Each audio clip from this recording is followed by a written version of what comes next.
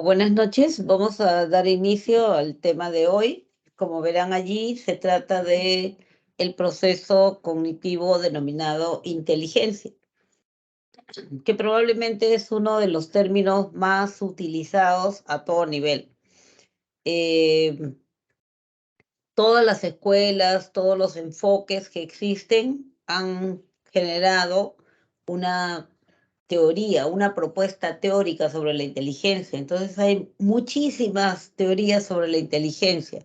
Vamos a revisar algunas solamente el día de hoy.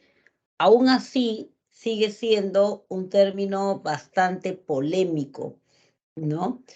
Por ejemplo, ¿cuál de estas personas podríamos considerar nosotros como más inteligente? El científico que investiga en su laboratorio, una violinista destacada, una persona que se lleva bien con los demás, alguien que gusta de la lectura, alguien que hace buenos cálculos numéricos, un bailarín destacado. ¿Quién sería más inteligente? ¿Cuál de ellos es más inteligente? ¿Quién tiene más inteligencia?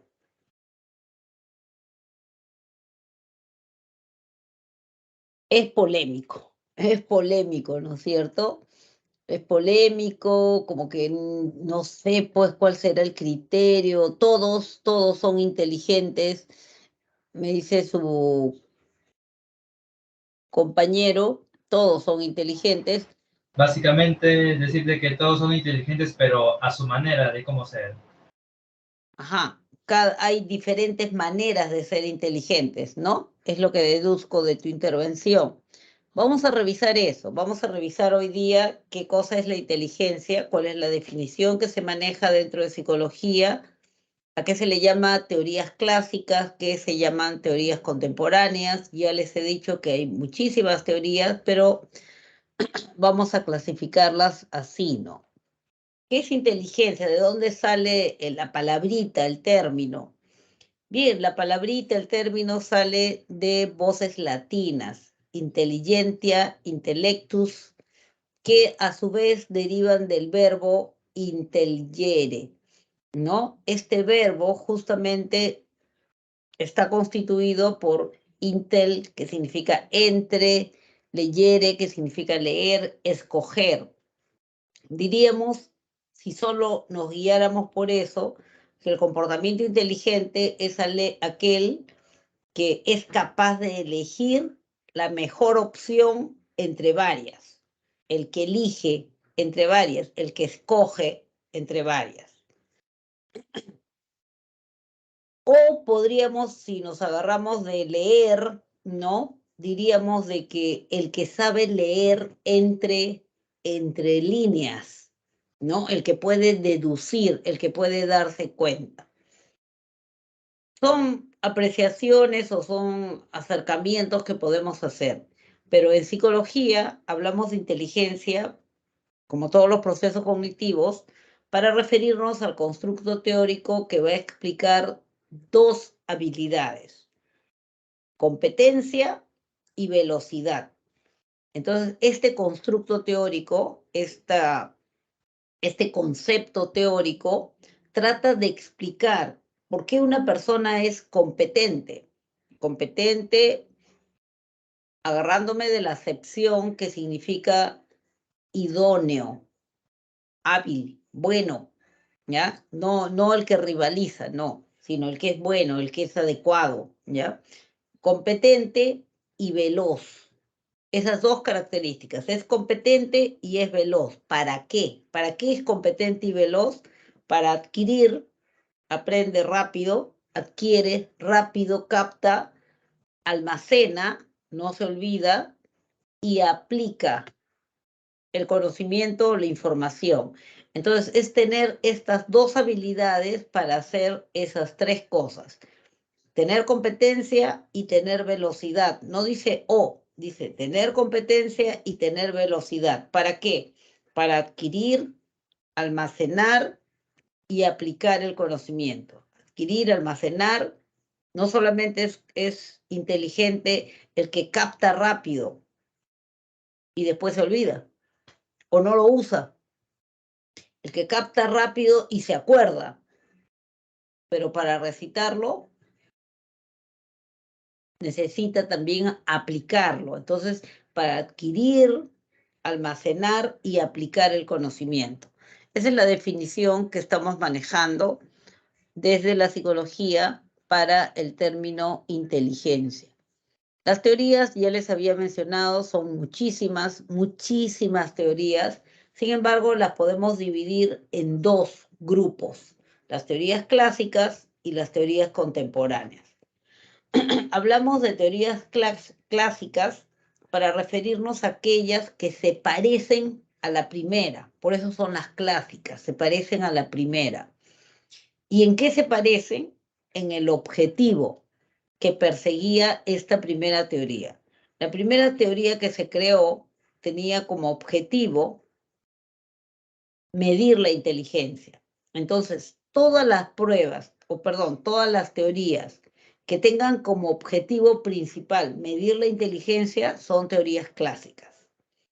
Así se produzca, salga a la luz una teoría mañana, o el mes siguiente, o el próximo año. Si lo que busca, el fin principal, es medir la inteligencia, será una teoría clásica. Por eso se le llamó también teorías psicométricas, psico de psiquis, métrica de medida. Entonces, son teorías que buscan medir. En cambio, las teorías llamadas contemporáneas son las teorías que buscan explicar cómo se produce la inteligencia, cómo se desarrolla, cómo puedo acelerar el proceso de desarrollo de la inteligencia, qué cosa entorpece el desarrollo de la inteligencia. Esas son teorías contemporáneas. Allí ven 4 clásicas, 5 contemporáneas. Obviamente se habrán dado cuenta que no están todas, ¿no? Pero esas son las que vamos a estudiar. La teoría de Alfred Binet, de Charles Spearman, de Louis Leon Thurston, de Raymond Cattell, de Piaget, de Vygotsky, de Sternberg, de Gardner y de Golem. Entonces, vamos a ir revisándolas. Ya les había mencionado, las teorías clásicas, también llamadas psicométricas, tienen como interés principal medir la inteligencia. Y empecemos por la primera. Pudiera ser que ustedes encuentren, no primer test de inteligencia, de repente encuentran primera batería de pruebas de la inteligencia. Se refieren a lo mismo, ¿ya? Se le llama batería de pruebas porque es una prueba que está formada por varios subtests. Entonces, por eso se le llama una batería de pruebas. Resulta que en Francia la educación pasó a ser obligatoria. Al ser obligatoria, empezaron a llegar niños de todas partes, de todas las comunidades, de todos los pueblos, a las capitales, donde habían escuelas.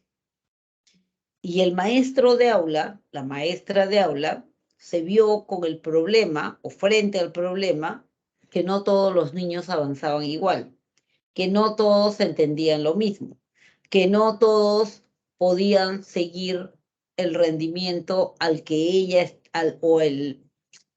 la velocidad, el ritmo al que ella estaba acostumbrada.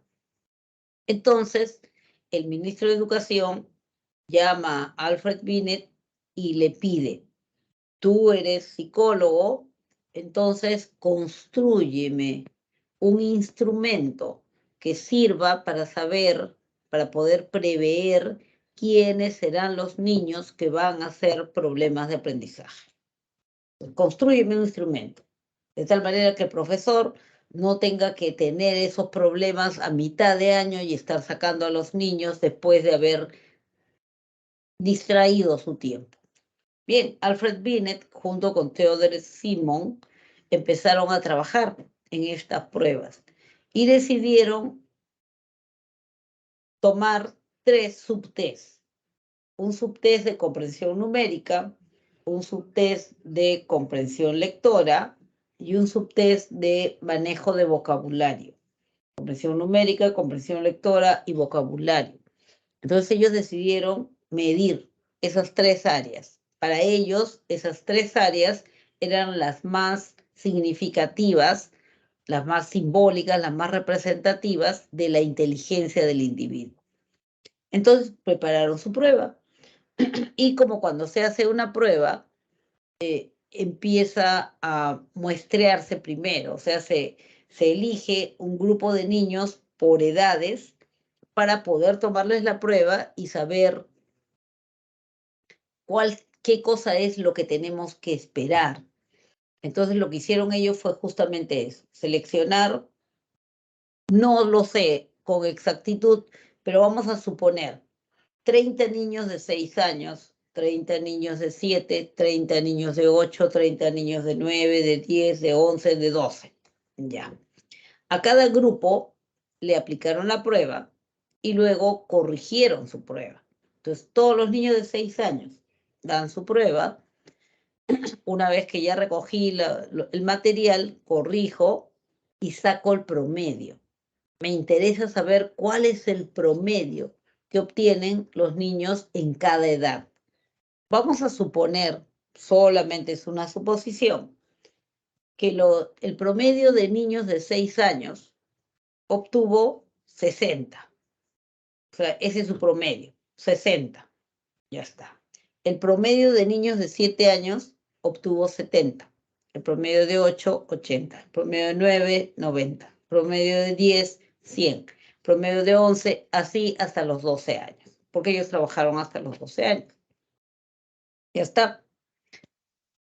Ahora ya sé cuál es el promedio. Elaboro una tablita. Elaboro una tabla donde voy a poner la edad y el puntaje. 6 obtiene 60. 7 obtiene 70. 8, 80, 9, 90 y así sucesivamente. Esa tabla, que hoy en día se llama baremo, sirve para que tú puedas cotejar y ubicar al individuo. Entonces, viene un niño, sí, pase por la consulta y bueno, le tomo la prueba y el chiquito saca 60. 60, sacó 60. Yo, ¿qué edad debería suponer que tiene ese niño? ¿Qué edad debería suponer que tiene?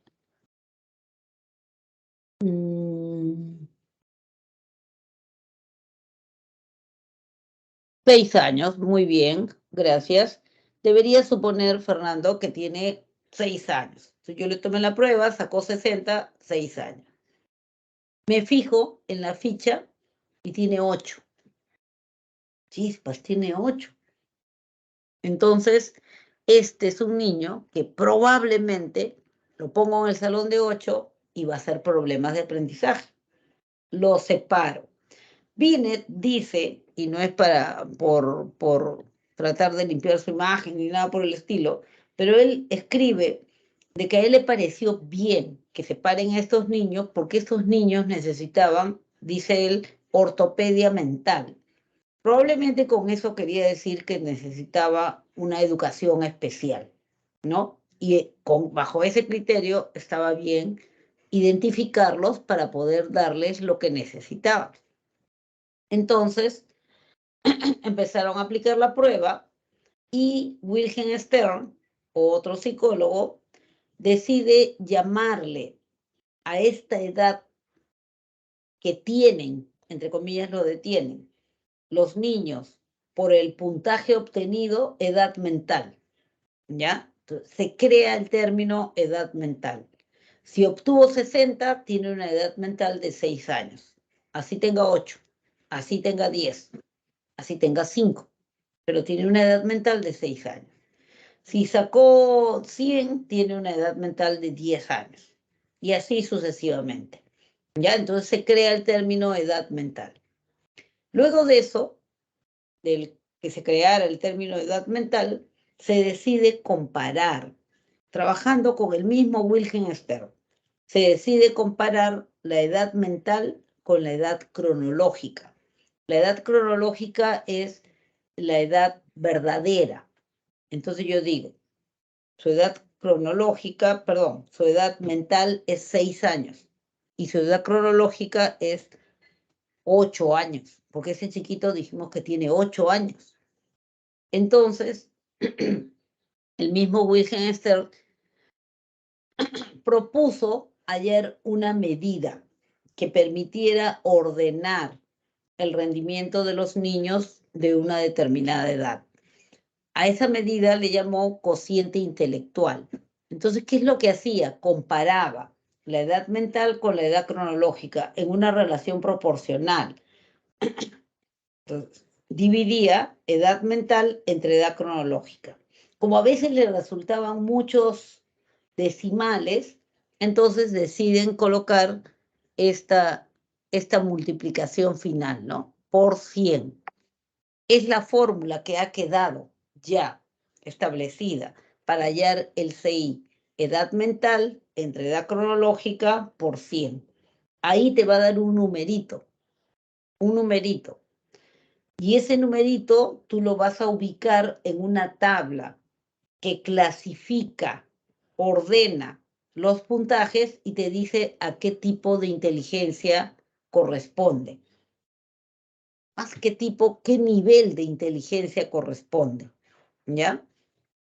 Bien, esa fue la primera prueba de inteligencia o primera batería de pruebas. Esta primera prueba o esta prueba de Binet fue muy reconocida, tanto así que Terman en 1911 se la lleva a Estados Unidos.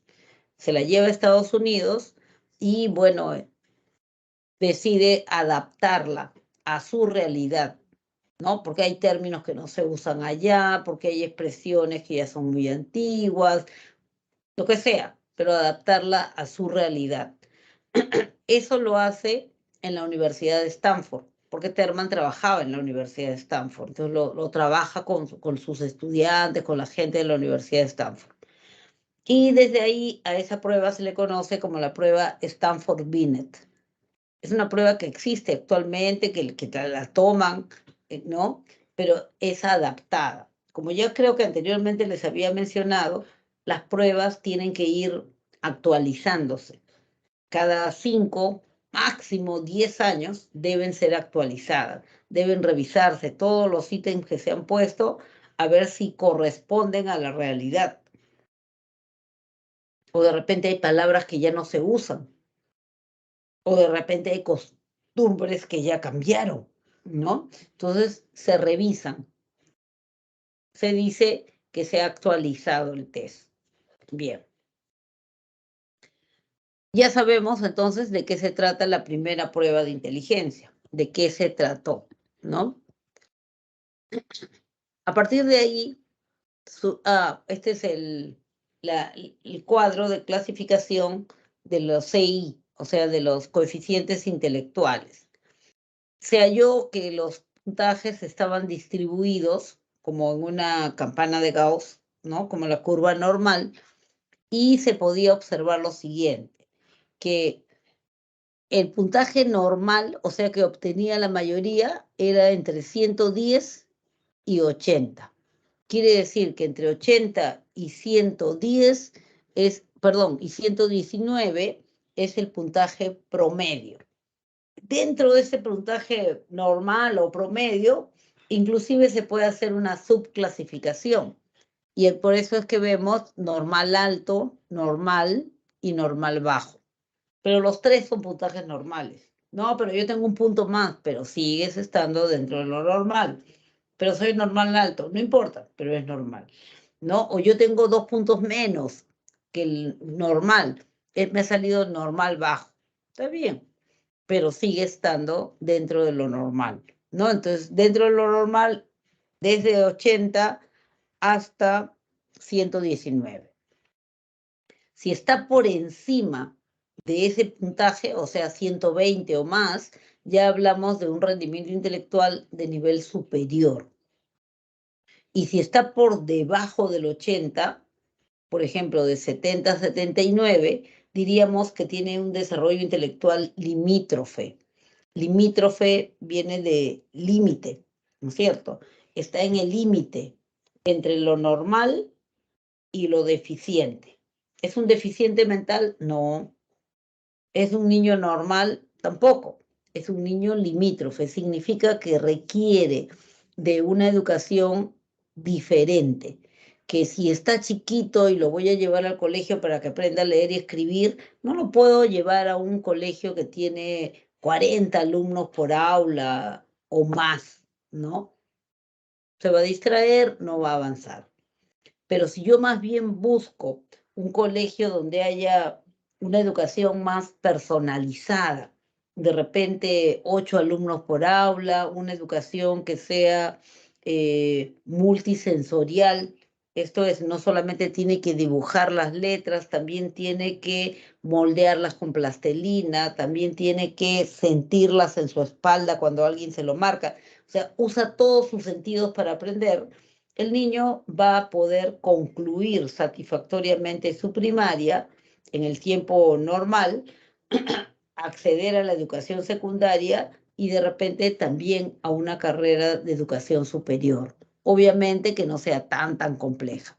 Pero si este niño que tiene una inteligencia limítrofe, tú lo colocas en un aula donde hay 40, 50 niños, probablemente será el estudiante que repite 2 años el primero, 2 años el segundo, 2 años el tercero y así sucesivamente, ¿ya? Entonces, cuando ustedes escuchen hablar de un CI limítrofe o un rendimiento intelectual limítrofe, no se angustien tanto, porque las posibilidades de que puedan nivelarse son bastantes. Ahora, si tiene menos de 69, como CI, la división que hace sale menos de 69, ya sí podríamos hablar con bastante seguridad de una deficiencia mental, que puede deberse a muchísimos factores, perinatales, natales, herencia, etcétera, etcétera. ¿Sí? Entonces, hasta ahí lo del CI. Vamos a ver estas otras dos teorías. Tenemos la teoría bifactorial de Charles Spearman y tenemos la teoría multifactorial de Louis Leon Thurston, ¿ya? La teoría bifactorial de Charles Spearman es la teoría, Charles Spearman decidió aplicar análisis factorial. Entonces él dijo, ya está interesante la teoría, el trabajo que ha hecho Binet, todo, pero yo voy a depurarlo un poquito mejor usando análisis factorial. El análisis factorial es un recurso estadístico en el cual tú tienes resultados de varias pruebas y aplicas fórmulas de correlación. Si la correlación es alta, significa que ambos puntajes pertenecen a un mismo factor. Si la correlación es baja, significa que pertenecen a factores diferentes. Bien, haciendo todo este uso de técnicas, él encontró dos factores en la inteligencia, ¿ya? Según su trabajo realizado, le encuentra dos factores. El factor G, que lo llama lo llama así para referirse al factor general. Factor G es el factor general, es el factor heredado que subyace como si fuera, digamos que la potencialidad, la base de su inteligencia, de la persona. Ya con eso nace, y si tiene un factor G alto, será bueno en todo. Si tiene un factor G bajo, será bajo en todo, ¿no? Entonces es como el común denominador de todas sus áreas de rendimiento. Dice que este factor es heredado y que se va desarrollando hasta los 12 años. Hasta los 12 años es el factor que va a determinar tu rendimiento, ¿ya? Tengo factor G alto, bueno en matemáticas, bueno en comunicación, bueno en ciencias, bueno en todo. Uy, no, yo tengo factor G bajo. Entonces, eres bajo de nota en todo. Entonces, él dice que el factor G es el factor que se hereda y que sirve de base a todo. Y como es un común denominador, todas las áreas están altas o están bajas según su factor G. Pero dice también que hasta los 12 años, tú vas desarrollando vas desarrollando otras habilidades, habilidades aprendidas, aprendes otras habilidades. Y después de los 12 años, después que cumplen los 12 años, la vida te presenta problemas que ya no puedes desarrollar solo con tu inteligencia general. Ya no puedes. Necesitas haber desarrollado factores específicos. Vamos a suponer, yo tengo un factor G medio, pero cualquiera sea la razón, me interesan los números. Y entonces empiezo a trabajar con los números y me busco personas que trabajen bien con números y me enseñan y todo, aprendo. Y destaco de repente en habilidad numérica. Entonces, ese sería un factor específico, porque no es algo con lo que yo nací, sino es algo que yo he aprendido, ¿ya? Y entonces, los factores específicos van a ser los que determinen tu rendimiento después de los 12 años. Ya no interesa si tenías un factor G alto, ya no te sirve, ya no es suficiente para que tú puedas tener un buen rendimiento. Si no has desarrollado factores específicos, ahí te quedaste, ¿ya? Bien, se conoce, como habla de dos factores, se conoce como la teoría bifactorial de Charles Spearman. Sin embargo, él mismo, tiempo después, habló de un tercer factor. Hablaba de un factor motivacional, de un factor W, era la motivación. Entonces él decía, hey, alto, existe el factor will, factor W, factor motivación. Y con esto se quería referir a que si una persona así tuviera factor G bajo o medio, si estaba bien motivado por una actividad determinada, su rendimiento podía llegar hasta ser alto. Y alguien podría tener un factor G alto, pero si no estaba motivado, estaba desganado, no le ponía ganas, nada, entonces su rendimiento iba a ser bajo. Dios, qué importante este factor, ¿no? Pero digamos que con hidalguía, él dijo, pero no sé cómo lo puedo medir. Y por eso generalmente no se menciona, ¿no? No se menciona. Y se sigue llamando la teoría bifactorial de Charles Spearman. Porque no hubo ni un solo ítem que él construyera para medir ese factor. No sabía, no se le ocurrió cómo medir motivación. En Estados Unidos, obviamente, Louis Leon Thurston decidió también aplicar análisis factorial. Entonces, aplica análisis factorial, pero él encuentra más factores, probablemente porque utilizó otro tipo de ítems, ¿no? Él encuentra 7 aptitudes o factores básicos en la inteligencia. Entonces él dice, la inteligencia está formada por 7 habilidades o aptitudes. Todos tenemos esas 7 habilidades o aptitudes básicas. Y no hay un factor G. No, definitivamente no hay un factor G. ¿Ya? Entonces él señala esas 7 aptitudes. La prueba o el test de Louis Leon Thurston consta de estas 7 aptitudes. Y por eso su teoría se conoce como la teoría multifactorial. Las aptitudes son las que tienen ahí al frente. Habla de habilidad espacial, que es la habilidad para manejar espacios mentalmente, ¿no? Por ejemplo, cómo corto una cartulina con un solo corte para poder armar luego una pirámide de base hexagonal. ¿Cómo hago? ¿Cómo hago? Ya, ese manipuleo mental muestra o evidencia tu habilidad espacial, como manejo, o cómo pongo estos muebles que tengo aquí en esta habitación que es pequeña, ¿no? ¿Cómo podría ponerlo? A ver, y si lo pongo así, eso es habilidad espacial. Luego nos habla de la rapidez perceptual, que vendría a ser la facilidad para captar y entender las cosas rápido, ¿no? Entonces, el que capta rápido, rápido entiende, se da cuenta de los detalles y sí, es así, claro, ya está. Luego nos habla de habilidad numérica. Es más fácil de inferir, ¿no? La facilidad para trabajar con números. Menciona también el significado o comprensión verbal. Con esto se está refiriendo al vocabulario que maneja el individuo, ¿ya? Y mide, tiene ítems para medir el significado o comprensión verbal, o sea, cómo va de vocabulario esta persona. Luego la memoria, que es la capacidad de almacenamiento, y la fluidez verbal. Ojo, él menciona que estos 7 factores son independientes.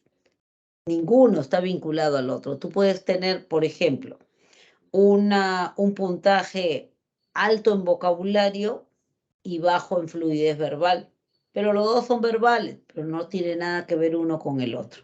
La fluidez verbal se refiere a la habilidad para engarzar palabras y escribir algo bonito.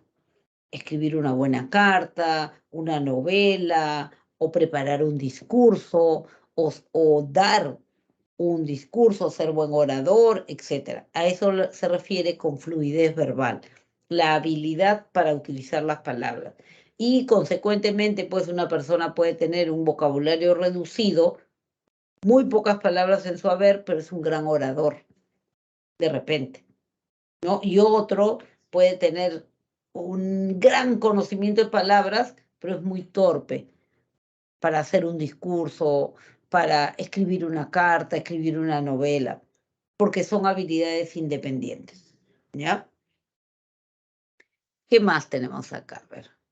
Tenemos finalmente la teoría de Raymond Cattell.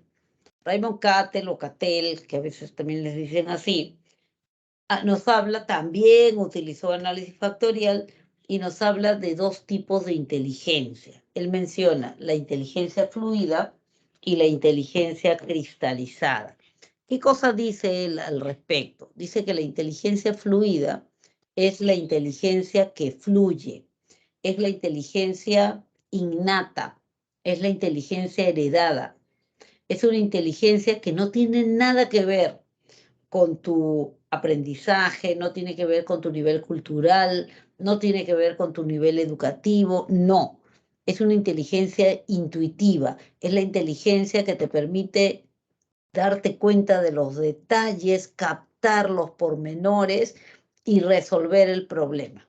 Nada más, es una inteligencia práctica que te permite resolver el problema y no está vinculada con lo que es el nivel cultural.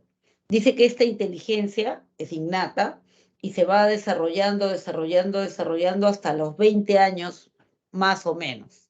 A los 20 años, ¿qué pasa? Como que ya llegó a su tope y ahí permanece. Ya esa habilidad para entender las cosas, para armar, para crear nuevas ideas, ya, eso es inteligencia fluida, para resolver problemas de repente no con mucha lógica académica, sino más bien con la intuición, lo voy haciendo, ya está, eso es inteligencia fluida. La persona puede ser analfabeta, pero sabe cómo solucionar, sabe cómo vender, sabe cómo emprender. A eso le llama inteligencia fluida, se desarrolla hasta los 20, a los 20 y ahí se queda hasta los 40, 50 años. Sigue así, en un mismo nivel, en tu tope que llegaste. ¿Qué pasa luego? Poco a poco empieza a decaer. Muy lentamente, pero empieza a decaer. Quiere decir, una persona de 50 o más ya le cuesta más trabajo aprender cosas nuevas, por ejemplo.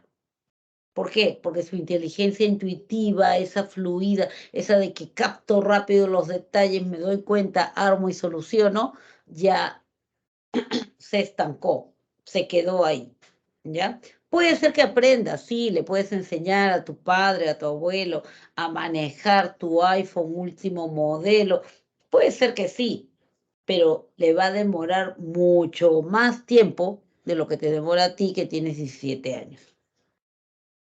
¿Ya? Entonces, ¿por qué? Porque su inteligencia fluida de él ya está en estancamiento o en decadencia.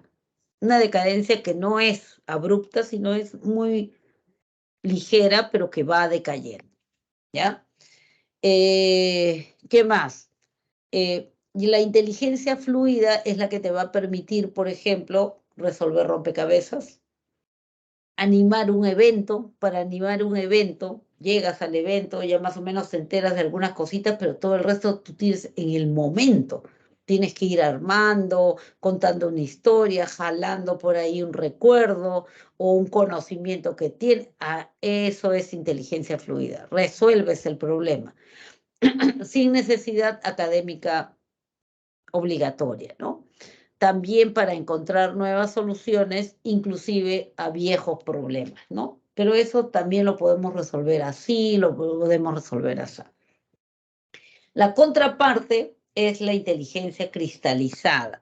La inteligencia cristalizada es la inteligencia aprendida, la inteligencia del aprendizaje, ¿ya? Es la inteligencia que tú vas adquiriendo, vas acumulando, vas acopiando a medida que vas avanzando en la vida. Un recurso que puede ayudar, por ejemplo, es pensar en el nombrecito mismo, ¿no? Ya, fluida la que fluye, espontáneamente. Cristalizada la que es de cristal. El cristal es muy caro, ¿no es cierto? Es muy valioso, muy caro, el cristal. Entonces, la inteligencia cristalizada, me imagino un cofrecito de cristal. Como es muy caro, voy a meter ahí mis cosas más valiosas, mis conocimientos, mis experiencias, mis vivencias, mi maestría, mi doctorado, todo lo que he ido aprendiendo a lo largo de la vida. ¿Cuándo aparece la inteligencia cristalizada? La inteligencia cristalizada en realidad está siempre ahí. Conforme vas aprendiendo, se va formando. Se va formando. ¿Cuándo utilizas ese conocimiento? En realidad, siempre. Tú tienes un ejercicio de geometría que resolver y aplicas una fórmula. ¿Dónde está la fórmula? Ahí, en la inteligencia cristalizada, porque es la inteligencia del aprendizaje. Aumenta con la experiencia de la gente, es cierto, pero ¿cuándo utilizas o cuándo se vuelve más importante para la persona la inteligencia cristalizada? Se vuelve, digamos que más importante, más trascendente a partir de los 50. A partir de los 50 años, tu inteligencia fluida ya se estancó y va a empezar con el declive, lento pero declive finalmente. Entonces, paradójicamente, la adultez intermedia de 40 a 65 años es el periodo de la etapa de desarrollo, el periodo de tiempo en el cual el sujeto es más productivo intelectualmente. Entonces, ¿cómo lo hace, no? Apoyándose en su inteligencia cristalizada, ¿ya? El adulto se apoya, el adulto intermedio, hablando a partir de los 50 de repente, se apoya en su inteligencia cristalizada. Entonces puede resolver problemas, entonces puede aconsejarte, entonces puede salir adelante, entonces puede ser una persona productiva. ¿Cómo lo hace? Lo hace utilizando todos los conocimientos que ha ido adquiriendo a lo largo del tiempo, sea por su experiencia, sea por sus vivencias, sea por su maestría, sea por su doctorado, por lo que sea, pero ahí está, ¿ya? ¿Para qué me sirve la inteligencia cristalizada? Por ejemplo, para resolver problemas, pruebas verbales, mejorar tu comprensión lectora, para recordar fechas, todo lo que tenga que ver con contenido académico. Y con esta teoría, terminamos lo que son las teorías clásicas, las teorías que buscan medir. Entonces ahora pasamos a revisar lo que se conoce con el nombre de teorías contemporáneas. Las teorías contemporáneas son las teorías que buscan explicar la inteligencia, cómo se desarrolla, cómo se forma. Y empecemos por una de ellas, muy conocida, que es la teoría psicogenética de Jean Piaget. Jean Piaget es un psicólogo constructivista, ¿ya? Un psicólogo constructivista que sostiene que la inteligencia tiene una secuencia de desarrollo. Voy a revisar las preguntas, ¿ya? ¿Es la que usamos para el ámbito académico? Sí. La inteligencia cristalizada es la que usamos para el ámbito académico. Aumenta con la experiencia y el aprendizaje, exacto. Todos los factores de Louis Leon Thorston, me imagino, son independientes, sí. Sí, sí son independientes. Sí. Ya está. Ya, solamente quería, antes de pasar a las teorías contemporáneas, ¿no? Decía, empezamos con la de Piaget. Piaget es conocido porque habla de sus estadios de desarrollo, ¿no? Las etapas de desarrollo. Para Piaget, pensamiento e inteligencia son lo mismo. Su teoría, él es un psicólogo constructivista, se conoce como teoría psicogenética, porque él sostiene que este desarrollo progresivo y secuencial se da prácticamente de manera espontánea. O sea, no se necesita más que interactuar con el mundo, con su medio, con el ambiente, con su entorno, para ir desarrollando. ¿Ya? Entonces, por eso se le llama psicogenética, porque es como una prolongación de la embriogénesis. Él dice, y ahí les han colocado una cita, si examinamos el desarrollo intelectual de una persona o de toda la humanidad, veremos que el espíritu humano pasa por diferentes etapas, cada una distinta a la otra, ¿no? Entonces, con esto lo que está haciendo es justificar la existencia de etapas, que si bien es cierto, en las edades no son rígidas, quiere decir que no es que ya cumplió 2 años, debe hacer tal cosa, no es así. No es, las edades son referenciales, pero sin embargo, la secuencia sí es una secuencia rígida. O sea, lo que te dice Piaget es, cada etapa se apoya en la etapa anterior y por eso la secuencia debe mantenerse. Vamos a revisar las etapas. Ya, falta algo, falta un principio que para Piaget es sumamente importante.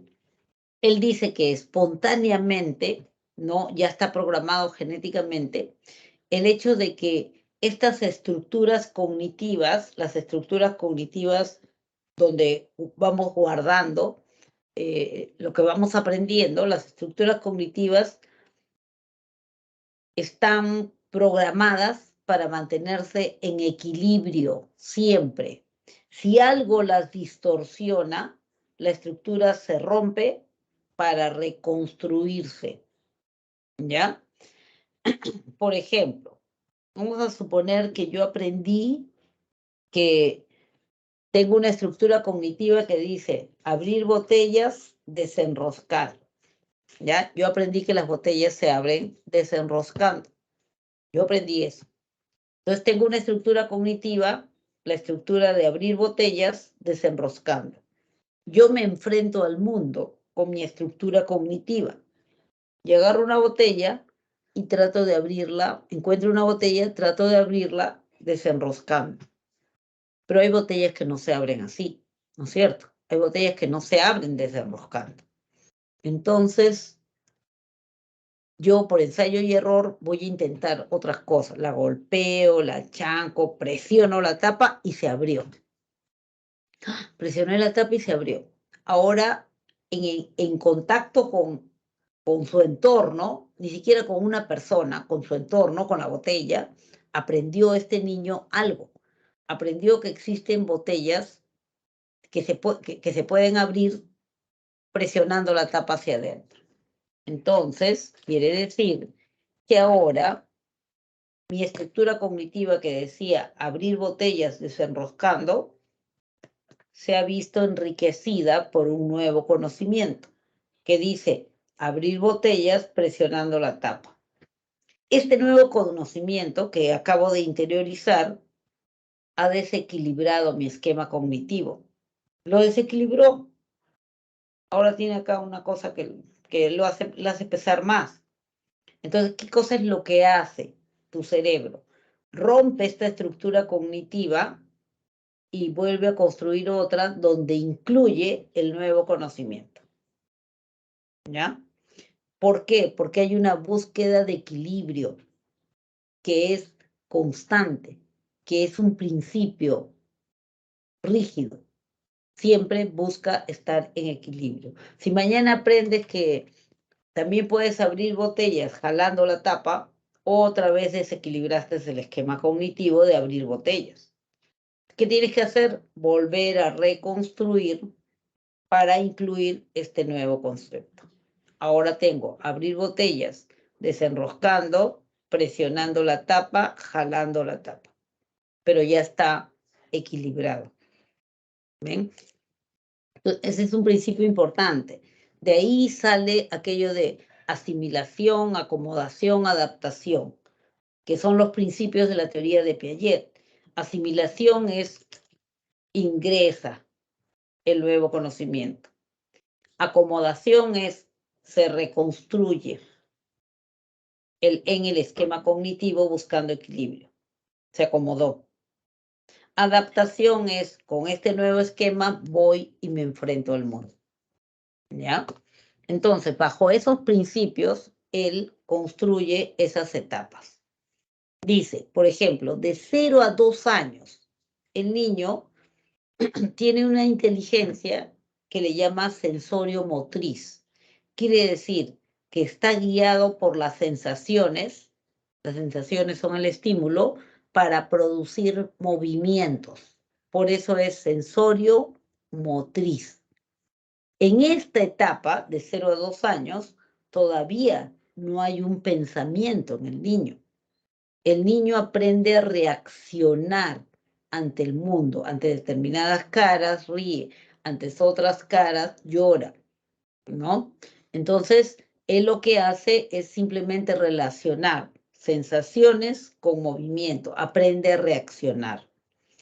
A los 2 años, desde los 2 años y hasta los 7, ya pues el niño ha avanzado, ha evolucionado, ya hay la permanencia del objeto, ha evolucionado bastante. Su pensamiento, sin embargo, es de tipo preoperacional. Él lo llama así porque pre significa antes, operacional viene de operaciones. Y dice que su inteligencia es preoperacional porque todavía no domina por lo menos 2 operaciones mentales que para Piaget son sumamente importantes para el pensamiento lógico: la conservación y la reversibilidad. ¿Ya? Conservación y reversibilidad. Entonces, el niño no tiene todavía no maneja esas operaciones mentales. Por eso su pensamiento es preoperacional. ¿Y cómo es un pensamiento preoperacional? Como no es lógico, es mágico. Es mágico, es un pensamiento mágico. El niño en esa etapa te cree todo lo que le dices. Tú le dices, como no tomen la sopa, voy a bajar al Chucky del cuento y le voy a decir que te lleve. El chiquito se pondrá a llorar porque ya se está imaginando que se sale el muñeco del libro y lo viene a buscar. Su pensamiento es mágico. Todo lo que puede imaginar existe para él. ¿Ya? La característica principal probablemente del pensamiento preoperacional es que es egocéntrico.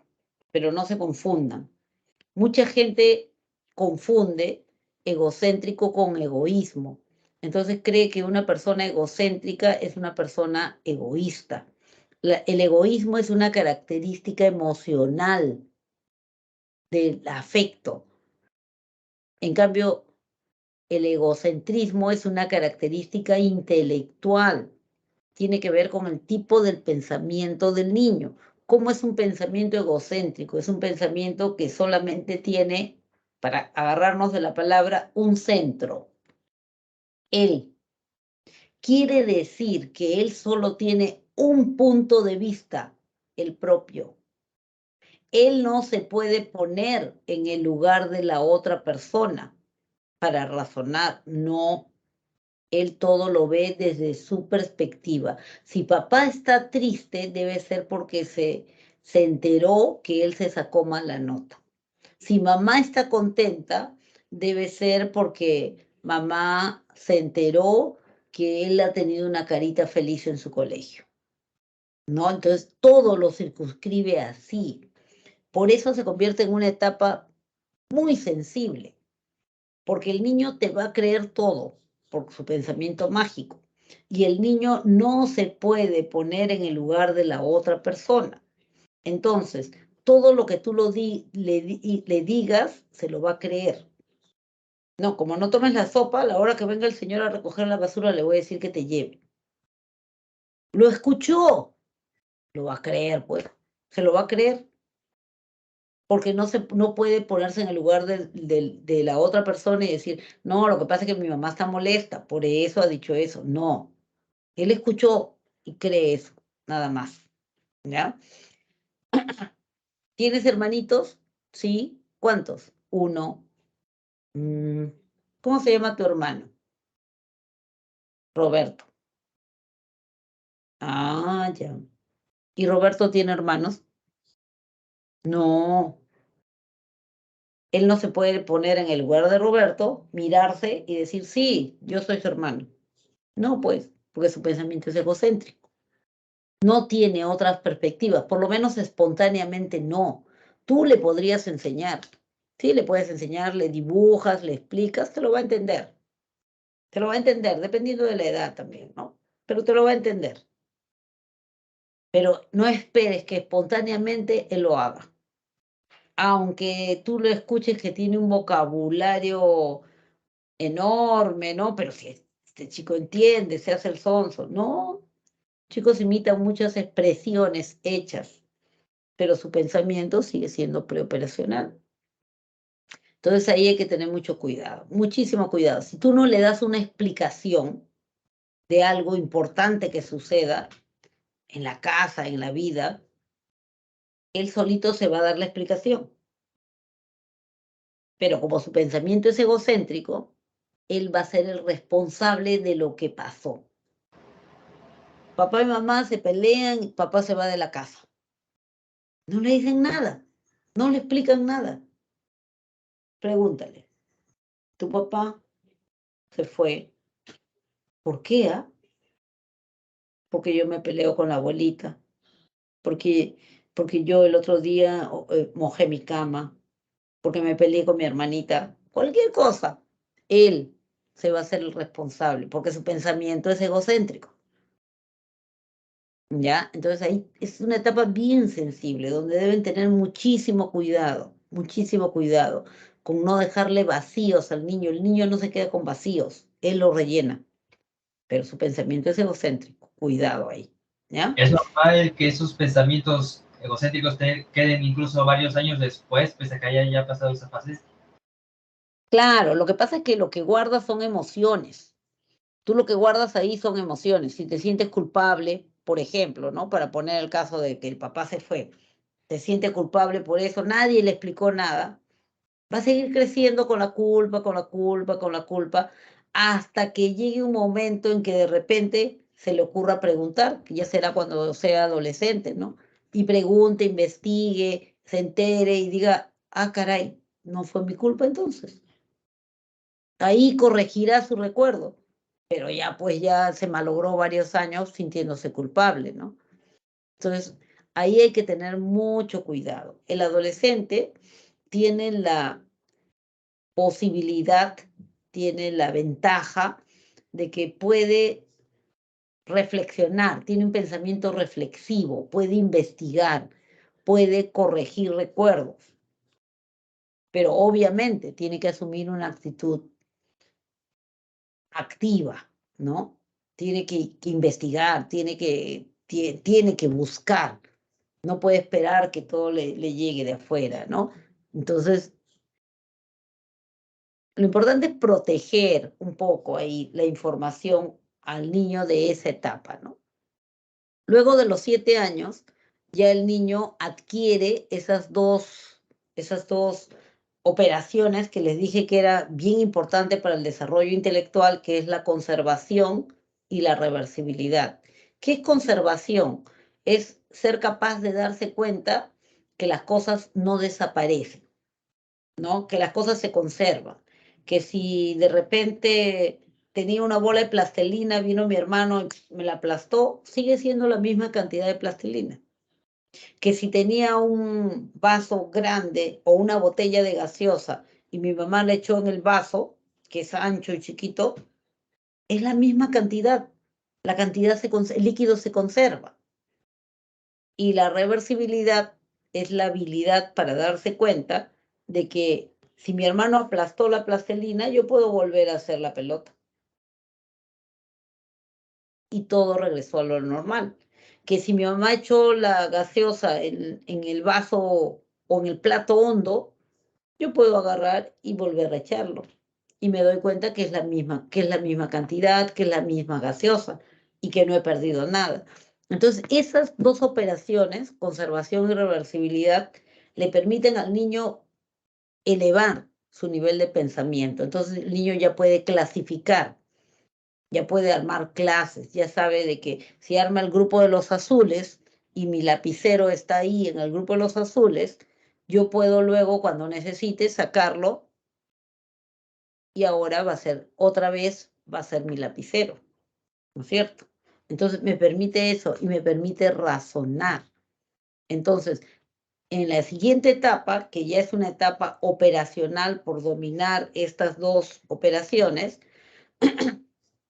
el niño ya empieza a tener un razonamiento lógico.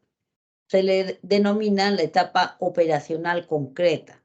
Su pensamiento es lógico, pero tiene una limitación.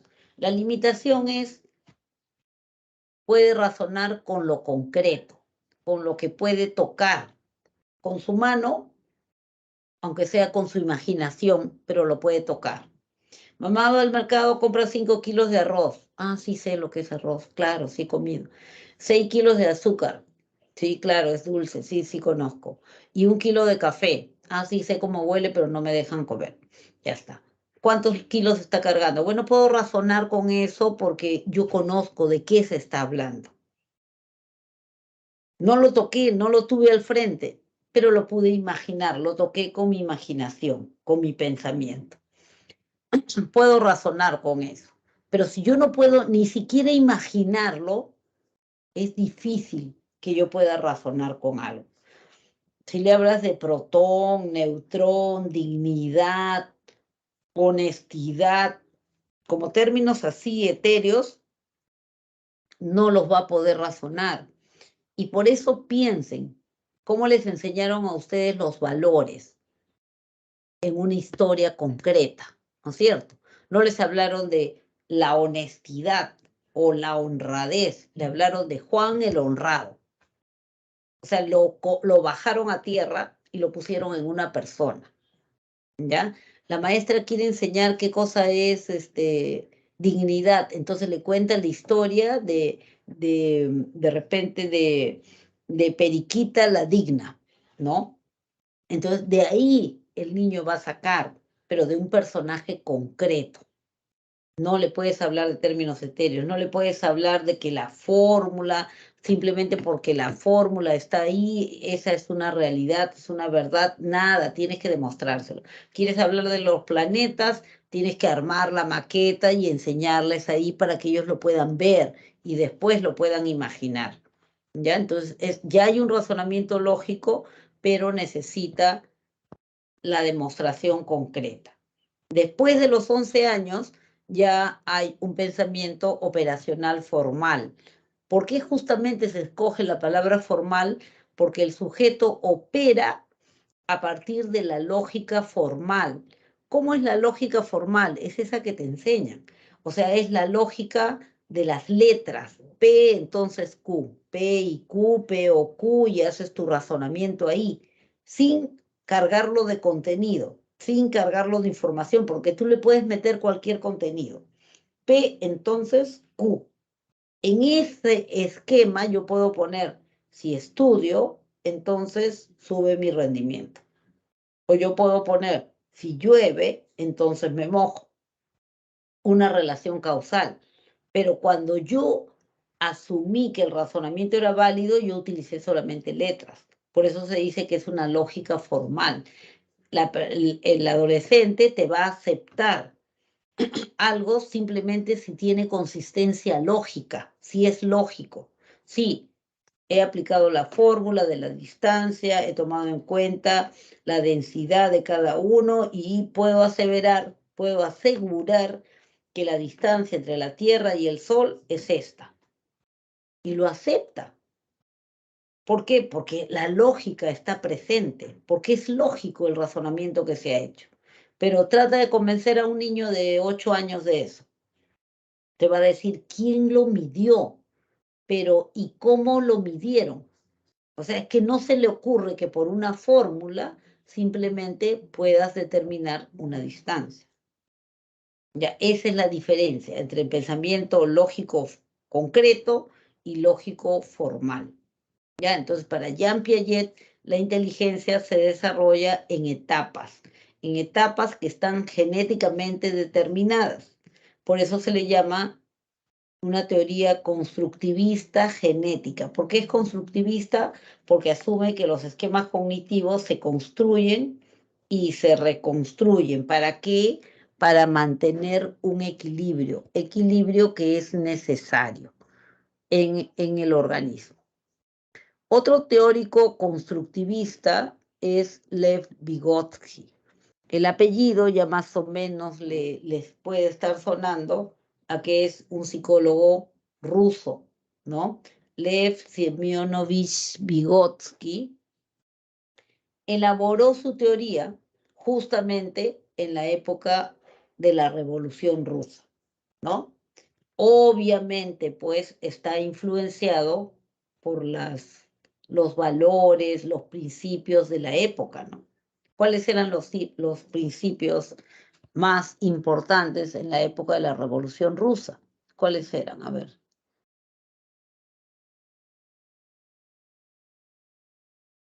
La reversibilidad y la conservación lo tiene desde los 7 años, ¿ya? Lo que pasa que tiene la limitación de lo concreto, tiene que verlo o por lo menos imaginarlo. Después de los 11 años ya no necesita verlo, solo entenderlo, nada más, ¿ya? A partir de historias aprendieron los valores correctos, sí, eso después. Ya, entonces, ¿cuáles eran las ideas que reinaban en esa época? Se los digo yo, el socialismo, la importancia de lo social, ¿no? Eso obviamente influyó en su teoría. Era un teórico constructivista, él también te hablaba de estructuras cognitivas, sí, era constructivista, que se iban construyendo, iban marcando eso, iban marcando el desarrollo intelectual. Pero para él todo empezaba con la relación social. Quiere decir que una persona que no se vinculara con otra socialmente, una persona que no tuviera una relación social, no desarrollaba su inteligencia. Entonces él utiliza términos como aprendiz experto. Él dice, el aprendiz en su relación con los expertos, el aprendiz es el estudiante, los expertos serán los otros estudiantes que saben un poquito más que él y el maestro o la maestra, ¿no? Entonces, en la relación con los expertos, el niño aprende cosas en la relación con ellos, bien sea con la maestra, bien sea con el maestro, bien sea con su compañero, aprende cosas. Pero eso que aprende en su relación social, en su interacción social, tiene que internalizarlo. Un término muy importante para Vygotsky es el término de internalización, porque ese término está relacionado con la interiorización del conocimiento y por lo tanto es el estímulo que propicia el desarrollo intelectual, ¿ya? Entonces, algo que se ha aprendido externamente se internaliza. Entonces, tiene su esquema cognitivo acá sobre, de repente, agrupar, ¿no? Sobre juntar cosas. Y hoy aprendió a sumar. Su esquema cognitivo, con la internalización de este conocimiento, ya cambió. Pero él no habla de búsqueda de equilibrio, no, ahí lo deja. Y mañana aprende a multiplicar. Ya está. Ahora su esquema cognitivo es así. Y después aprenderá a trabajar con exponentes. Sigue creciendo y sigue cambiando. La transformación del esquema cognitivo marca el desarrollo intelectual del individuo, ¿ya? Otro término importante en la teoría de Vygotsky es el término de zona de desarrollo próximo, traducido a veces como zona de desarrollo proximal. Se refieren a lo mismo. ¿Qué es este término? ¿A qué se refiere?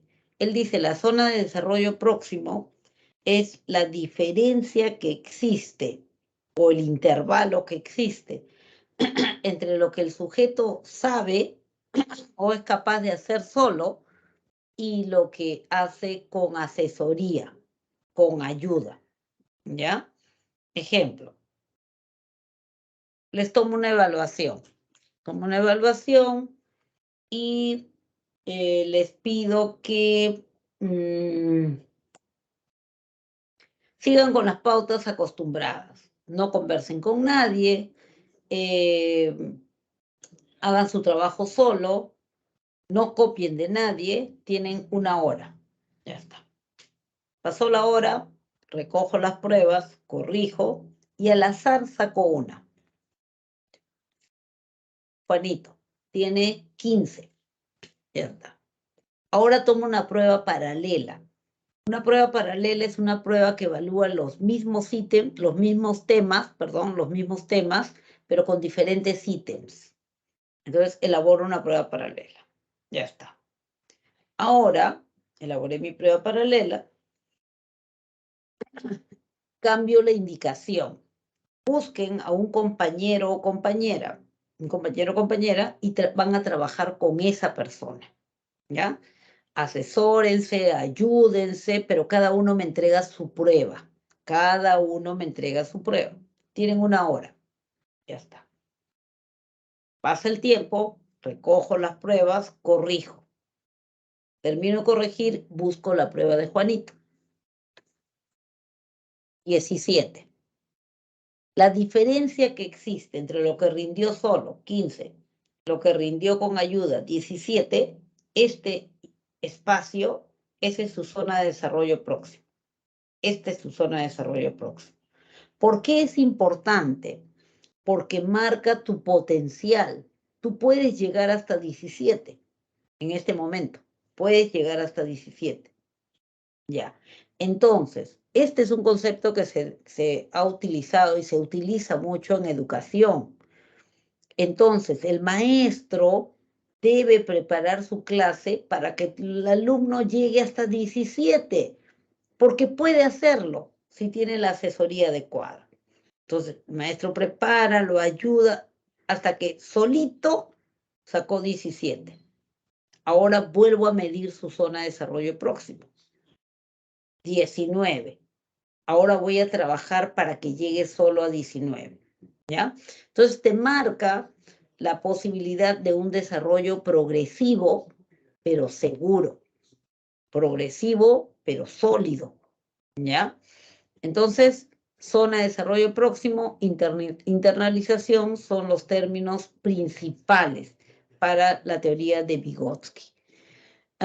¿Qué dice sobre inteligencia? Dice, la inteligencia es la resultante de la interacción social en el marco de la educación y la cultura. Eso es lo que marca la relación interpersonal. Los procesos psicológicos superiores comienzan, estamos hablando de inteligencia, en la participación de las personas en tareas cotidianas. O sea, en la interacción social, ahí va a empezar el desarrollo de su inteligencia. Tenemos ahora la teoría de una persona que ustedes tal vez se acuerden de él, porque ya hemos hablado de Robert Sternberg. ¿Cuándo? ¿Cuándo hablamos de Robert Sternberg? ¿Quién se acuerda? Cuando hablamos del amor, ¿no es cierto? Él tenía una teoría triárquica del amor: intimidad, pasión, compromiso. Tiene también una teoría triárquica sobre la inteligencia. Entonces, lo que dice Robert Sternberg es de que la inteligencia no es solamente la habilidad de razonamiento, la habilidad para razonar, para aplicar conocimientos. Eso sí es inteligencia, pero no solamente eso, ¿ya? Esa es inteligencia, él le llama inteligencia analítica. Y la inteligencia analítica es la inteligencia académica.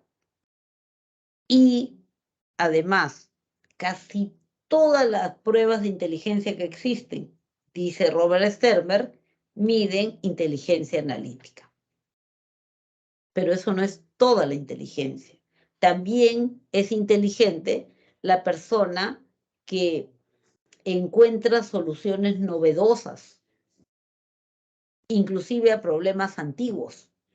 Pero él encuentra la solución de una manera diferente, de una manera innovadora. Esa también es una persona inteligente. El que crea cosas que pueden ser útiles también es una persona inteligente. Y a eso le llama inteligencia creativa, la capacidad de enfrentar problemas, de solucionar problemas, ¿no?, de una manera novedosa, es inteligencia creativa. Y además dice que existe otro componente dentro de la inteligencia, que él le llama la inteligencia práctica. Dice que la inteligencia práctica es la inteligencia que te permite adaptarte a la situación en que te encuentras y te permite solucionar problemas.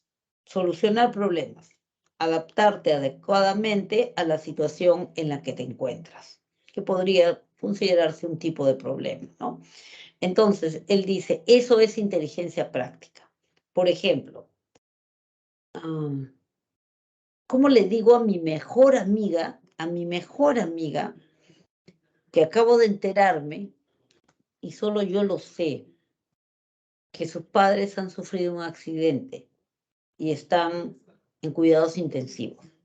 ¿Cómo le digo para no maltratarla, para que su pena sea su preocupación sea la menor posible?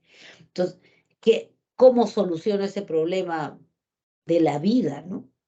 Eso es inteligencia práctica. Necesito inteligencia práctica cuando necesito solucionar problemas cotidianos, ¿no? Cuando necesito adaptarme de repente a un nuevo barrio que acabo de mudarme, ¿no? Necesito inteligencia práctica, ¿ya? Eso es inteligencia práctica. Obviamente, para Robert Sternberg, la inteligencia más importante es la inteligencia práctica.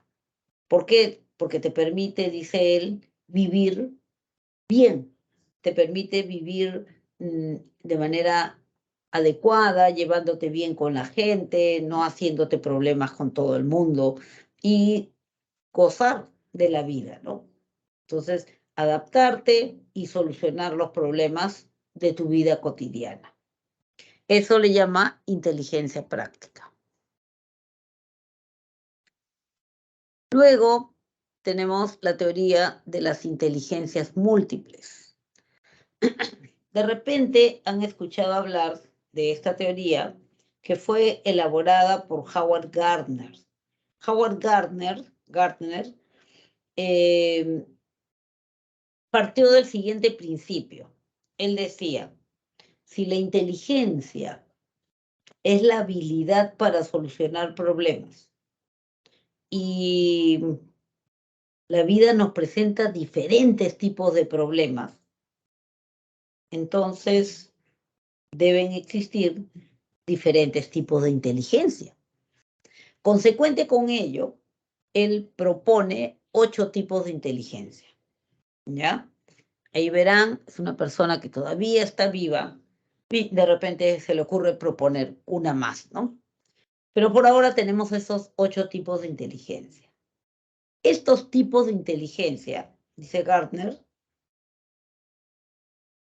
no tienes que tenerlos todos, no tienes, no es obligatorio, sino son independientes y tú puedes tener 2 tipos de inteligencia bien desarrolladas y eres normal, o puedes tener un tipo de inteligencia bien desarrollada y eres supernormal también, ¿ya? Allí están nominadas las inteligencias, vamos a darles una revisadita. Tenemos, por ejemplo, la inteligencia lógico-matemática, que es la que tienen aquellas personas que son hábiles para trabajar con los números. Un físico, un estadista, un contador, ¿no? Hábiles para trabajar con los números. Tenemos la inteligencia naturalista, que es la inteligencia de la persona que sabe relacionarse con la naturaleza, aludiendo con naturaleza a plantas, animales, ambiente en general. Entonces yo aprovecho de la naturaleza, pero sin dañarla. Eso es inteligencia naturalista, ¿ya?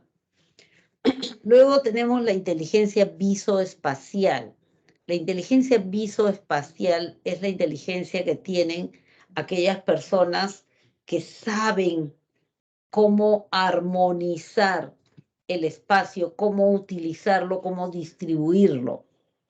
Tenemos, por ejemplo, la imagen de estos sujetos que probablemente ustedes también hayan visto. Yo he visto un artista de estos que en la avenida Alfonso Ugarte, si no me equivoco, pintaba sobre el piso, sobre la vereda, ¿no? Entonces, ¿qué hacía? En una superficie plana, así como la que ven ahí al frente, pinta de tal manera, o sea, sabe, tiene la habilidad cómo combinar las pinceladas, los movimientos, los colores, para que parezca algo tridimensional, ¿no? Porque lo vemos así, a golpe de vista, y yo digo, pero ahí parece que es una foca que está saliendo de un pozo de agua. ¿Cómo lo habrá hecho? Pero si me acerco, me voy a dar cuenta que sigue siendo la vereda, que sigue siendo una superficie plana. Entonces, sabe cómo disponer los colores, dónde ponerlos, dónde darle la pincelada gruesa, la delgada, etc. Inteligencia visoespacial es también la que tienen, por ejemplo, los arquitectos, ¿no? Que tienen ahí el plano o tienen el terreno y saben hacia dónde debe ir la puerta, hacia dónde las ventanas, cómo aprovechar el espacio para que, a pesar de que sean, qué sé yo, 50 metros cuadrados, pueda tener un par de dormitorios, el baño, la cocina, la lavandería. Pero caramba, ¿cómo lo saca? Sabe aprovechar bien el espacio. O un pintor, ¿no? Que tiene lienzo en blanco y sabe cómo colocar allí los colores. Inteligencia visoespacial. Luego tenemos aquí la inteligencia lingüística. Le llamamos inteligencia lingüística o verbal a la inteligencia de aquella persona que maneja bien sus palabras, ¿no? Aquella persona que utiliza el lenguaje para componer o para entender. El orador, por ejemplo, tiene inteligencia lingüística. El escritor tiene inteligencia lingüística. Un compositor tiene inteligencia lingüística. Un locutor de radio tiene inteligencia lingüística porque maneja bien las palabras. ver qué más tenemos acá. Tenemos más inteligencias, más tipos de inteligencia.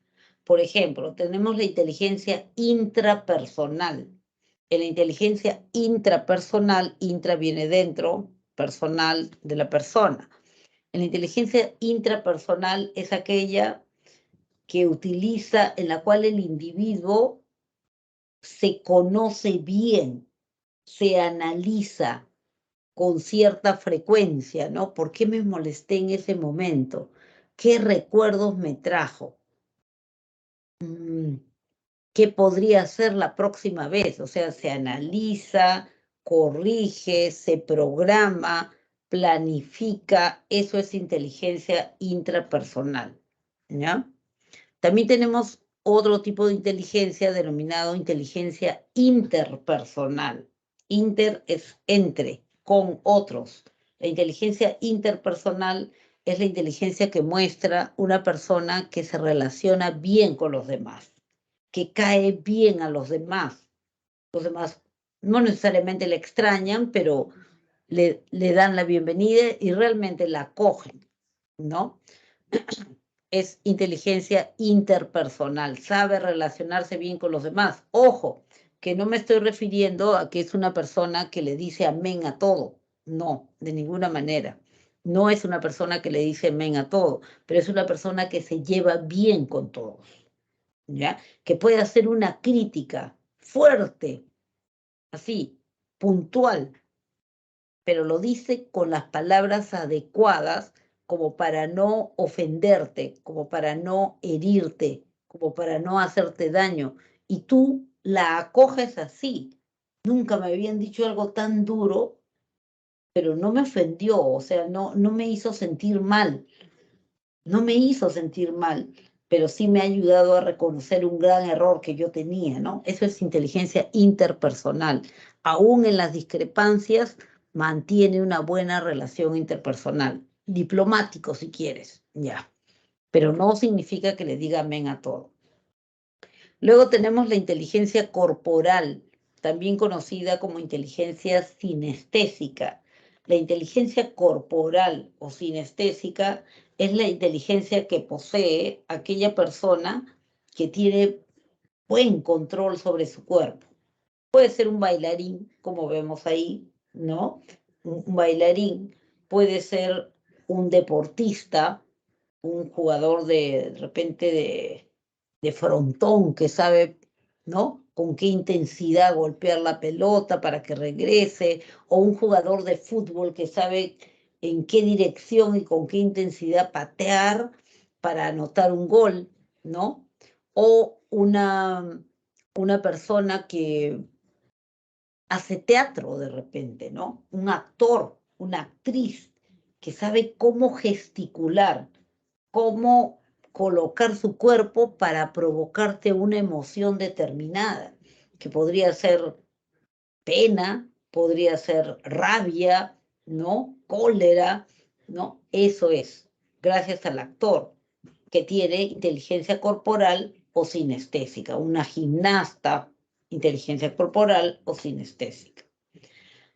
Y finalmente la inteligencia musical. La inteligencia musical es la inteligencia del ejecutor, del intérprete, pero también es la inteligencia del compositor, que sabe cómo armonizar los sonidos al momento de componer para que esto resulte algo bello, algo agradable, algo bueno. O el ejecutor puede ser el intérprete mismo, ¿no? El guitarrista, la cantante, tienen inteligencia musical. ¿Qué más tenemos ahí? Bueno, finalmente tenemos la inteligencia emocional. Este término, inteligencia emocional, es un término que se ha ido acuñando poco a poco, ¿no? Surgió en realidad el término a partir de unos trabajos que realizara Daniel Goleman. Daniel Goleman es un psicólogo que se dedicó a recopilar información que se dejaba trunca, ¿no? Sobre el tema que a él le interesaba también, ¿no? Entonces, al comienzo, Salovey y Meyer, dos psicólogos, estuvieron trabajando sobre lo que era la inteligencia intra e interpersonal de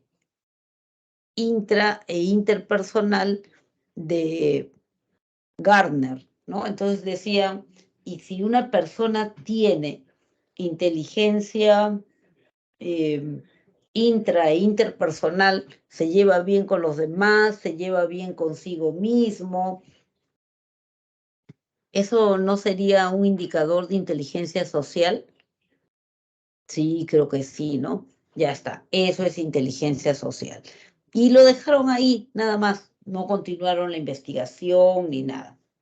Luego, otro psicólogo israelí, Rubin Bar-On, también decidió trabajar, pero él le interesaba lo del coeficiente. Entonces él decía, así como hay un coeficiente intelectual, ¿por qué no puede haber un coeficiente emocional? ¿Por qué no podría haber un coeficiente emocional? Ya, hay que ver qué rasgos podemos identificar, podemos extraer para para poder hallar un coeficiente emocional. ¿Qué tendríamos que evaluar? Y lo dejaron ahí, sin avanzar, sin terminar, solamente con la propuesta. Daniel Goleman recoge todas estas investigaciones y empieza él a investigar un poco más. Diría que más que investigar, a ordenar toda la información que había y completarla. Entonces, escribe un libro que se llama Inteligencia Emocional, Éxito en la Vida. Y este libro llega a ser un bestseller. Un bestseller es un libro muy leído, pues, ¿no? Un libro que tiene muchísima acogida y, bueno, por eso se hace conocido, ¿no? Un ratito, un poquito de agua, ¿ya?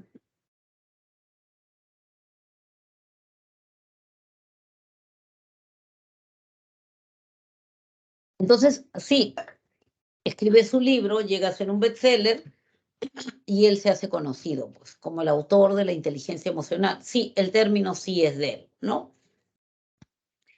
Entonces, en ese libro, él sostiene que la inteligencia emocional es la capacidad que desarrolla una persona de reconocer sus propias emociones.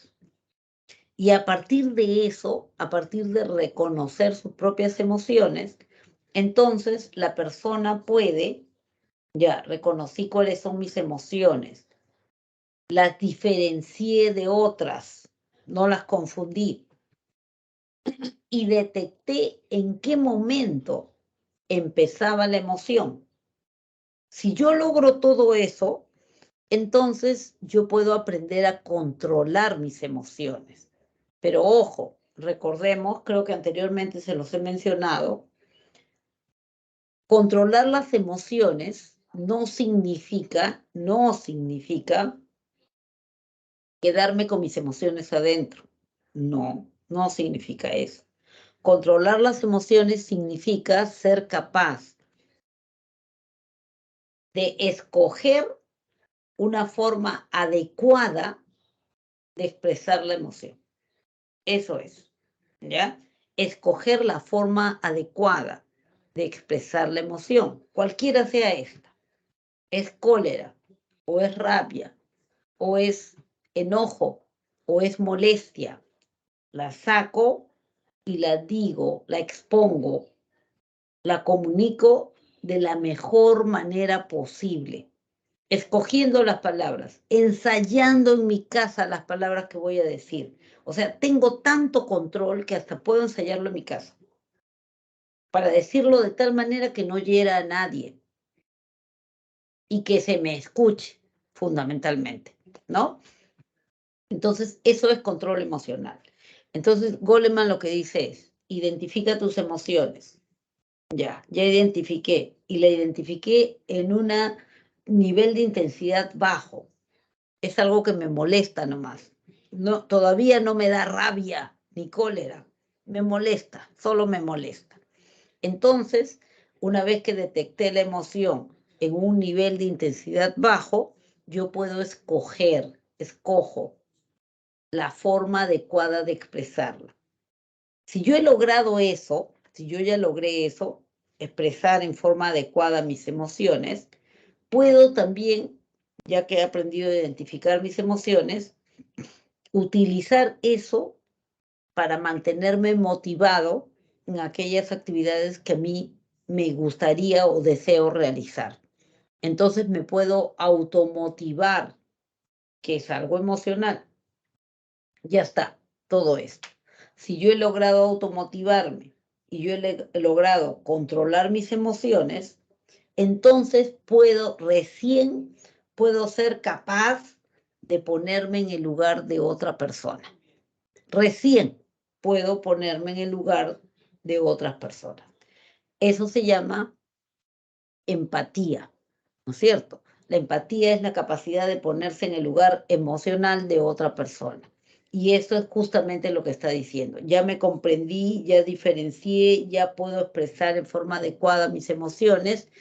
Entonces, ahora puedo utilizar todo ese conocimiento que he desarrollado para poder ponerlo o entender a otra persona. Eso es lo que se llama empatía.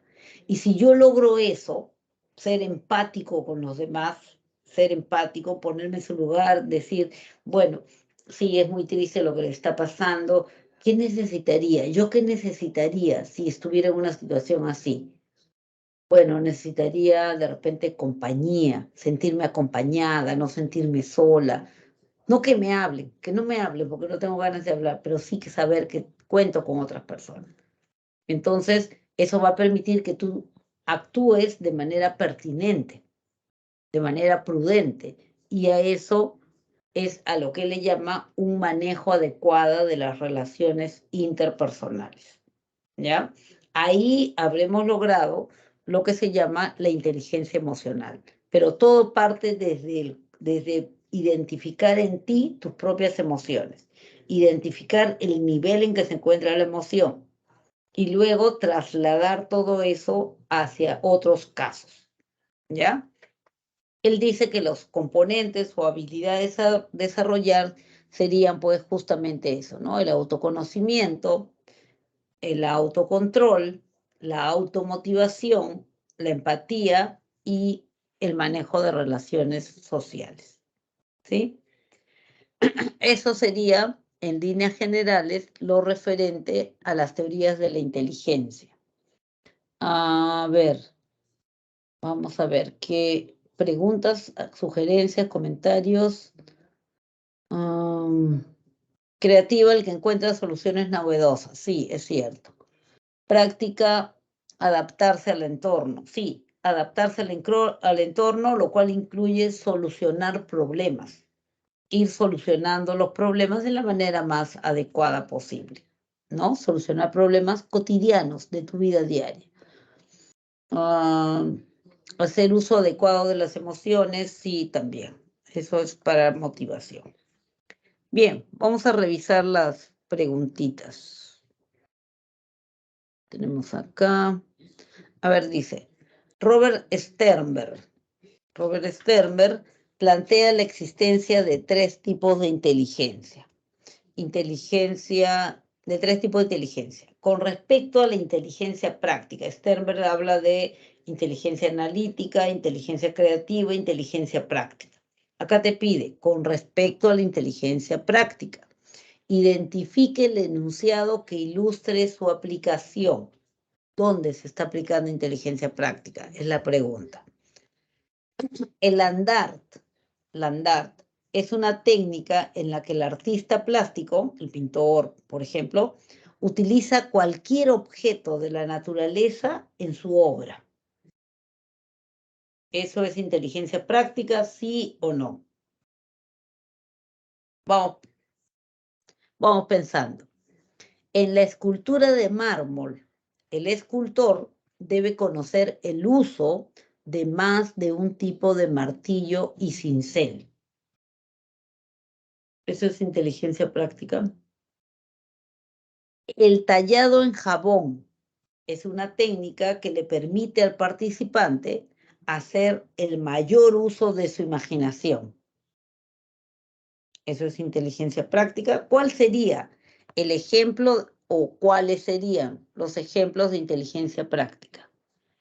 La 1. Sebastián dice la 1. ¿Tú dices cuál? La 1. ¿La número 1 también? Sí, tienen razón. La número 1 es la respuesta correcta, ¿no es cierto? Porque está diciendo de que solucionó el problema de pintar una obra utilizando algo, ¿no? Por ejemplo, una hojita para poder incluirla dentro de mi obra. En la escultura de mármol, el escultor debe conocer el uso de más de un tipo. Ya no, ya iba inteligencia analítica. El tallado del jabón es una técnica que le permite al participante hacer uso de su imaginación. Allá va para inteligencia creativa. La única que nos habla de inteligencia práctica es la 1 y la solución estaría en la letra E. Vamos al siguiente. Dice, un artista coreano frente al riesgo para la salud pública que constituían las numerosas mascarillas o tapabocas que las personas de su barrio arrojaban con frecuencia a las pistas y veredas, decidió recolectarlas. Ya. Con esas mascarillas elaboró una pasta similar a la fibra de vidrio. O sea, las fundió y ya parecía fibra de vidrio. Con este material construyó repisas que son compradas por sus vecinos.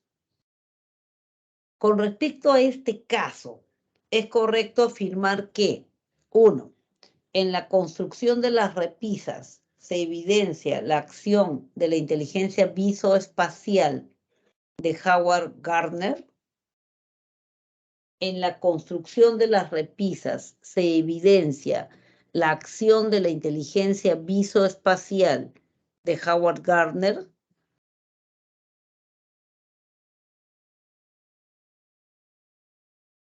2, en la reutilización del material contaminado participa la inteligencia creativa de Robert Sternberg.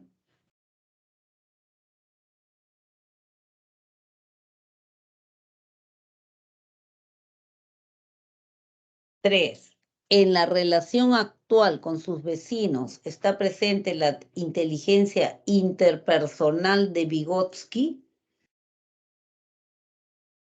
Dígame cuáles son las aseveraciones correctas. ¿Cuál sería la respuesta correcta?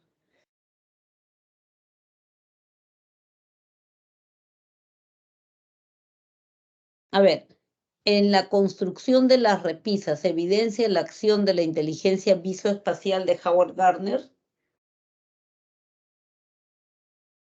¿Sí o no?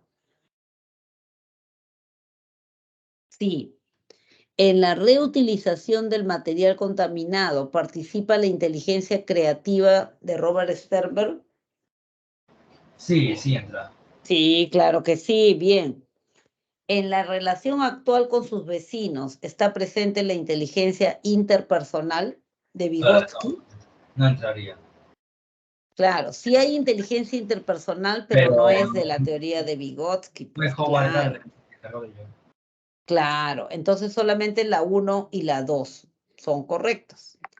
Y tenemos la respuesta en la letra B. Bien, bien, Satomi. A ver, vamos a la siguiente. Dice, Jean Piaget considera que el proceso del desarrollo de la inteligencia pasa por distintas etapas. Identifique el valor de verdad de las siguientes afirmaciones con respecto a estas etapas. A ver, Odiseo ya alcanzó la etapa de operaciones concretas, porque sabe que independientemente del tamaño de los depósitos, hay una misma cantidad de agua en todos ellos. 2. Odessa, al manifestar que el sombrero ajustado le da dolor de cabeza a su vaquero de juguete, evidencia que todavía no ingresa a la etapa preoperacional. 3. Ofelia, al buscar el tambor de juguete que escondió en el armario, exhibe el logro típico de la etapa sensorio-motriz. A ver, vamos viéndolas una por una. Solamente tenemos que decir verdadero o falso. Odiseo ya alcanzó la etapa de las operaciones concretas, porque sabe que independientemente del tamaño de los depósitos hay una misma cantidad de agua en todos ellos. ¿Verdadero o falso? Verdadero, señor. Verdadero. Uy, ya no le estoy poniendo la respuesta. Verdadero. Ya. Odessa, al manifestar que el sombrero ajustado le da dolor de cabeza a su vaquero de juguete, muestra que todavía no ingresa a la etapa preoperacional. No, sería falso. Eso es de la etapa Claro, claro, más bien evidencia que sí está en la etapa preoperacional. Falso. Ya. Tercero, aunque ahí ya tenemos la respuesta, ¿no es cierto? Ahí ya tenemos, pero bueno, ya vamos. Ofelia, al buscar el tambor de juguete que escondió en el armario, exhibe un logro típico de la etapa sensorio-motriz. ¿Verdadero o falso? Verdadero, 3. Verdadero, porque el logro típico de la etapa sensorio-motriz es la permanencia del objeto. Quiere decir que el niño se da cuenta, aprende que las cosas no desaparecen solas, que si tiene un osito de peluche acá y tú le pones una toalla encima, él sabe que el osito está ahí. Entonces jala y ya se agarra. Eso se llama permanencia del objeto. Dice Ofelia, al buscar el tambor de juguete que ella misma escondió en el armario, exhibe un logro típico de la etapa sensorio-motriz, que en este caso sería la permanencia del objeto.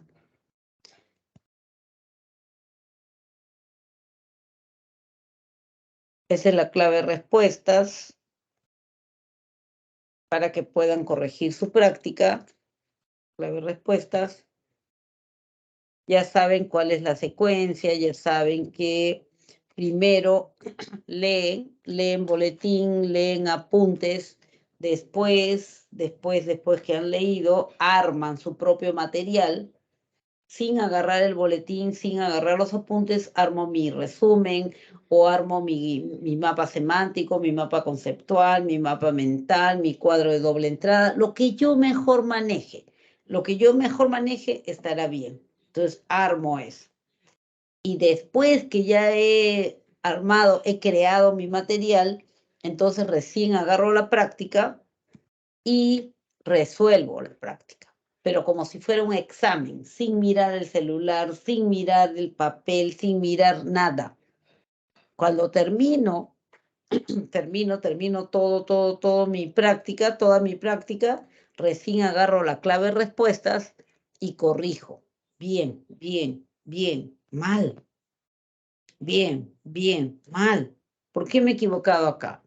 Entonces ahí esos errores que puedes encontrar, puede que sí, puede que no, te van a ayudar a que tú sepas o cotejes o te des cuenta si tu material está bien hecho. A ver, ¿dónde está mi resumen?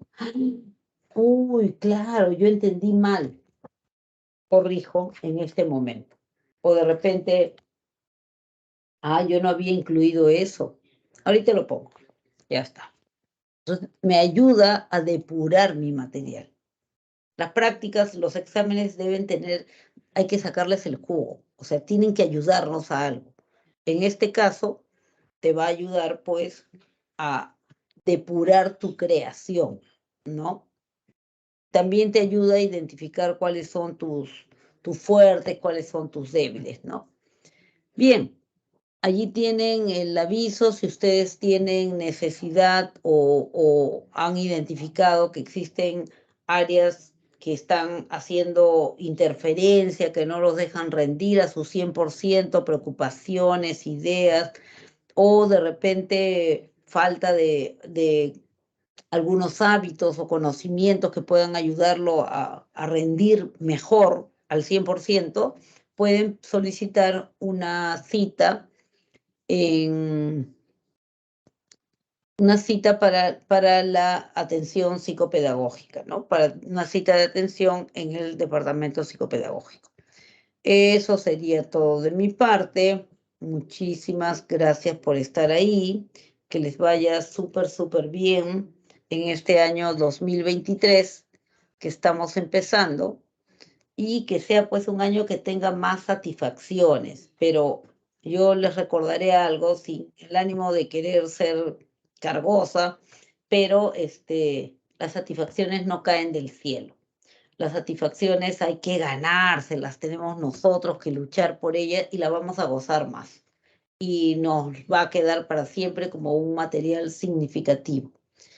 ¿Ya? Entonces, suerte chicos, que les vaya súper bien, organícense cada vez mejor, tengan un horario para estudiar en su casa, para crear su propio material y vayan acumulando, vayan viendo, vayan evaluando en qué estoy bien, en qué no estoy bien y si consideran de que hay algunas áreas de su vida que generan interferencia o que no saben cómo dominar, con la mayor confianza del mundo pidan una atención en el departamento psicopedagógico. Total, el departamento psicopedagógico ha sido creado justamente para ustedes.